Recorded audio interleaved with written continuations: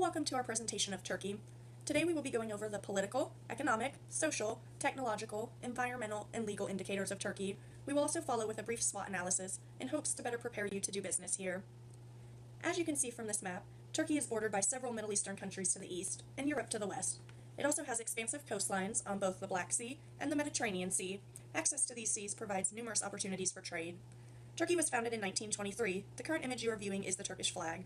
Its capital city, Ankara, is located slightly northwest of the country's center. The people of Turkey are referred to as Turks. Turkey's population is almost 76 million and growing. This population is spread over its 783,000 square kilometers. The Turks enjoy a temperate climate that remains mild year-round. In comparison to the U.S., Turkey's population is much smaller. However, with a population growth rate of 1.2%, it is growing at a much faster rate than the U.S.'s 0.7% growth rate. Considering that Turkey is only slightly larger than the state of Texas, its population density has already outpaced the U.S. Turkey's higher birth rate and lower death rate have contributed to its high growth rate. Next, we will look at the political climate of Turkey. Politically, the Republic of Turkey was created in 1923 as the successor state to the Ottoman Empire, which had ruled the region for more than 600 years. Unlike many other countries with large Muslim populations, Turkey is strongly secular in its political structure, being firmly guided by its constitution, which was ratified in 1982. Systematically, Turkey is considered to be a parliamentary representative democratic republic. There are three branches of government. In the executive, the head of state is President Recep Tayyip Erdogan. His election in 2014 by direct voting was the first of its kind in the history of Turkey. While the role of president has been largely ceremonial, recent unrest has led to increased emergency powers. Constitutionally, government executive power rests mostly with the Prime Minister, Binali Yildirim, and with the 27-member Council of Ministers, who oversee much of Turkey's government. Of note, the current president, Recep Erdogan, was Prime Minister from 2003 to 2014, prior to his election as president. It is under his watch that much of the recent shift toward authoritarianism has occurred. The legislative branch, the Grand National Assembly of Turkey, is a 550-seat unicameral body elected to 5-year terms. While 4 political parties currently hold seats, the Justice and Development Party currently holds a majority with 58%. The judiciary is independent of the other branches. In previous decades, the Republic of Turkey had demonstrated progress towards democracy, freedom, and stability as it attempted to gain membership in the European Union. More recently, however, there have been disturbing trends towards unrest and oppression. Indices from various international organizations document these concerns. Specifically, one finds a worsening of political instability and violence, especially since 2012, along with increasing perception of corruption, a downtrend in confidence in the rule of law, and a trend toward diminished personal freedom. Indeed, Freedom House designates Turkey as a partly free country, with a freedom rating of 4.5 in 2016, down from 3.5 the previous year. Further, it identifies Turkey as having had the second worst loss of freedom worldwide over the previous decade. This trend culminated in the failed military coup d'etat on July 15, 2016, brought on ostensibly by erosions in Turkish freedoms. During the fighting, more than 300 were killed, and many government buildings were damaged. The Erdogan government responded harshly with emergency rule and a systematic purge of the government, judiciary, and press, with more than 40,000 arrested and more than 100,000 civil servants and judges removed from office. Turkey has a mostly free market economy, which means that supply and demand factors influence production. The government of Turkey plays little role in regulating the economy. In recent years, Turkey's economy has seen a boom in its industry and service sectors. However, traditional agriculture still plays a vital role and is responsible for employing 25% of the working population. The GDP per capita in Turkey is 9,130, but when purchasing power parity is factored in, it is much higher at 19,460. The current unemployment rate is 9.2%. This next table shows the changes that Turkey's economy has witnessed over the last 15 years. Overall, GDP per capita has increased, and unemployment is currently on the decline since its peak in 2009. According to the Economic Freedom Index, Turkey has been mostly on par with the world average levels of economic freedom. Although Turkey's economy is currently less free than that of the U.S., Turkey has witnessed a net gain in freedom, while the U.S. has had a slight decline over time. This points towards a promising future in Turkey for those looking to do business. Overall, Turkey has fairly high human development. The one area where the country has room for significant improvement is in mean years of schooling. A more knowledgeable and skilled workforce is necessary for a growing economy. Next, we will look at foreign direct investment inflows and outflows as a percentage of GDP of Turkey. Over time, the foreign direct investment inflows of Turkey have been similar to those of the U.S. Due to having a larger economy, the U.S. continues to have more FDI outflows, but Turkey has been increasing its outflows at a higher rate in recent years. Next, we can see the top export and import partners of Turkey. The country's primary exports are apparel, foodstuffs, textiles, and metal manufacturers. Its imports are machinery, chemicals, semi-finished goods, and fuel. Lastly, we will look at factors related to Turkey's currency, the Turkish lira.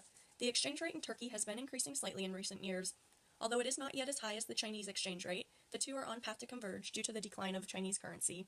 Turkey has had a more volatile inflation rate over time, but it has leveled out and is not much higher than the US at this point.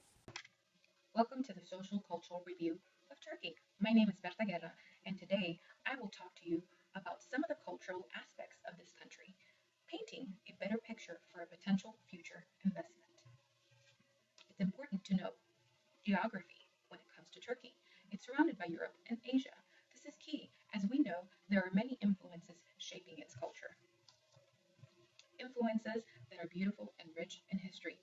However, we will not go over all of those details today. Instead, let's touch on a little other points. Religion in Turkey is primarily Muslim. 98% of the population considers themselves Muslim. There are some Catholic and Jewish influences in this country that date back hundreds of years. However, those religions are very small. Turkey is considered to be secular, meaning the state does not identify a religion. There was a constitutional amendment in 1924 that made this definition. However, when you look at schools today, there is still a strong religious presence. Primary language is Turkish. We will not provide you a Turkish 101 lesson today. However, take a translator if you need to for your business presentation. Instead, let's look at a more defined model to identifying the dimensions in this culture. We'll use Hofstede's cultural dimensions model. Power distance is measured at 66 compared to 40. What does this mean? How is power distributed? How is power accepted? In Turkey, there is a higher inequality of power, and traditionally this is accepted when there is a country that rates higher in the power distance index. Individualism. What do we look for in this? Does the culture emphasize individual achievement or collective achievement? Turkey scores 37 compared to 91 for the United States, meaning you will have a more collective society. There's close ties between people. Masculinity, 45 compared to the US at 62. Does the culture respect the feminine values and roles, or do they lean towards more of a masculine role model? In this case, there is less gender inequality as they scored 45, lower than the US. So they will be respecting and encouraging the feminine values equally. Uncertainty avoidance. This is very important in business. How do people feel in unknown situations? They score high at 85, which means they're resistant to change or have trouble with change, taking risks, and they do need a lot of clear direction. Long-term orientation. This is good for a business. They look at 46, and we in the United States are 26. Higher score means there's a higher concern for the future. Key in business when we want a vision. Indulgence. How does the society feel about enjoying life? They scored 49 compared to US 68. In business, what does this mean? How are you planning to do in the future? Last piece here is education, and we're going by the Organization of Economic Cooperation and Development. They scored at a 462 compared to the average, and compared to the United States at a 492. Now this is a PISA score, the Program of International Students and Assessment, and this measures the reading literacy, math, and science. Education is key as we look at the workforce pool in this organization or in this country. Finally, I leave you with a picture of one of the largest markets in the globe. So it's up to you to assess whether Turkey is a market for you. Let's take a look at technology. First is the percent of GDP spent on R&D. We can see that Turkey rose at the same rate as the European Union. By 2023, Turkey wants to devote at least 3% of its R&D or GDP to R&D activities, which is more than anyone in the world currently. They also want to have 300,000 full-time researchers. If we look at scientific and technical journal articles, we can see that they remained very stagnant while the United States grew substantially. If you look at just Turkey, many of the research and articles written in the late 90s and early 2000s can be contributed to the field of endocrine surgery. For patent applications, we can see that Turkey had very little up until the 2000. In 2014, it was the fourth largest increase in registration activity with 12% increase, and the fifth most total designs with almost 48,000. Now let's move on to environment. Energy demand is expected to increase around 6% every year until 2023. The government's made huge strides, creating more of a competitive market, energy market. This has increased the share of private entities in the electricity generation sector from 32% in 2002 to 75% in 2015. They also are about ready to implement an energy stock exchange to generate more growth. If we look at the EPI scores for 2016, we'll see that Turkey is tremendously lower than any of the EU countries. If we look at the environmental factors, we see that biodiversity and habitat are very low due to rapid deforestation. This indicator fell by 23% over the past decade. Turkey's Ministry of Forestry and Water Affairs said that this was false and misleading, citing their endangered species health. Zaman, Turkey's most widely circulated newspaper, blamed some of the country's environmental struggles on deliberate actions to undermine the Wetlands Protection Ordinance, the only legal obstacle to restrict further habitat destruction. Many wetland species are pushed to the brink of extinction, which in part explains Turkey's biodiversity and habitat low ranking in the 2016 EPI, 177 out of 180.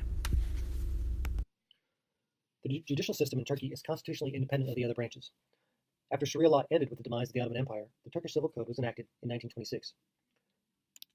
The Turkish judicial system is made up of three completely separate systems: judicial courts, which include both civil and criminal courts, administrative courts addressing financial and family disputes, and military courts.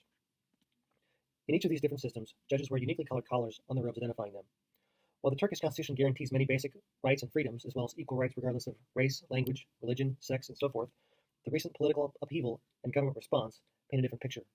Despite nominal claims, judicial independence in Turkey suffers from significant political pressure and has shown recent declines in many international indices of justice and freedom. There has been a clear decline in judicial independence during the last decade compared to the United States.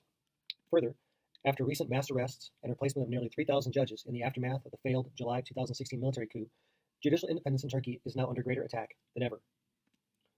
Further, with the slide away from democracy, enforcement of property rights is also on the decline, as the government has seized private and religious properties as well as many corporations. Intellectual property rights, while holding on to recent improvements, remain abysmal compared to the United States and has been a chronic weakness for attracting international investment. In April 2016, before the coup, the legislature did pass a comprehensive law, number 6769, on, quote, the protection of industrial property rights, end quote, which became enacted on January 10, 2017. How this new law will affect intellectual or other property rights, given Turkey's recent political upheaval, remains to be seen. In all, as these recent political cartoons suggest, Turkey's legal and judicial environment is rapidly accelerating away from fairness, freedom, and impartiality. We have a SWOT analysis. This includes strengths, weaknesses, opportunities, and threats. Let's start with the easy stuff. Strengths. Steady population increase of working-age citizens. This could indicate a market is present that wasn't before. President Erdogan, the facially endowed individual in the picture, has a strong stance towards enemies of the country. This could show potential for the government support that would help the country financially wise. Rather than juries, the judicial branch has a panel of judges dedicated to the law and upholding it. Turkey is a member of the World Trade Organization, which shows dedication to the cause of safe and righteous trade. Economic growth has increased threefold, which means the country has been making strides to a better lifestyle and environment.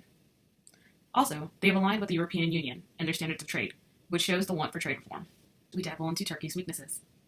It has been shown that the law enforcement is lacking and has a poor track record for corruption and prosecuting the guilty. This could really be seen as an opportunity as well, but our company has taken the high moral ground. The country does not complete a large amount of trade with the U.S. currently, so building rapport may prove troublesome. Political stability in the government has seen better days, but recently it has declined, showing that staying in the country for business has an even higher unknown factor. Yes, the GDP per capita has risen in the past couple of years, but it is still lower than the U.S., which indicates a small, if not cheap, market to sell to. Now, the big category that every business owner wants to pay full attention to: opportunities. The overall freedom rating is not the best, but it shows progress and potential for citizens to accept new products and trade. President Erdogan represents the AK political party, which focuses on democratization rather than religion for government. Showing in the past some Islamic pushback to Western ideologies and culture, this shows an opportunity. Not only is Turkey showing they are open for trade, but they are begging for it. They have multiple investment packages with incentives from tax rates to subsidiaries. One other upside to traveling out so far to the Middle East is that Turkey is considered a commercial hub for neighboring countries, which could mean Turkey is the gateway to further trade down the line. Last, but certainly not least, we talk about the threats. As of right now, the media and civil society are pressured with intimidation, so marketing may not be received well, if at all. Even more dangerous than a potential bad deal is physical harm. Radical Islamic terrorist groups are constantly threatening and attacking the country. Aside from the terrorist groups, there is a Syrian civil war within close proximity, which ill effects could bleed over into the country's government and market. Because of the country still trying to gain ground in their own home market, they tend to favor local production rather than trade, which can prove to be deadly for an outside business. This concludes our SWOT analysis. All of these facts are vital in understanding a proposed business deal, but every statement and action is a two-sided coin with pros and cons. Sometimes you just have to weigh what you are willing to